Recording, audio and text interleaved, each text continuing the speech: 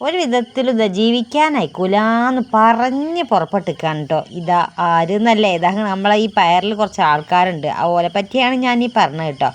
പയറിൻ്റെ കാലമായിരുന്നു കുറച്ച് നേരത്തെ ആയിട്ട് കേട്ടോ. ഇപ്പം ഇതാക്കണ കമ്പത്തിൻ്റെ കാലമാണ്. എന്താ വെച്ചാൽ ഇവിടെ കുറച്ച് തത്തകൾ വരാനുണ്ട്. തത്ത, മയിൽ, മൈന എന്ന് വേണ്ട എല്ലാ ഒരുവിധ കിളികളും വന്നിട്ട് ഇതാ ഇവലാണ് ഇവിടുത്തെ കൃഷി നശിപ്പിക്കുന്നത് കേട്ടോ.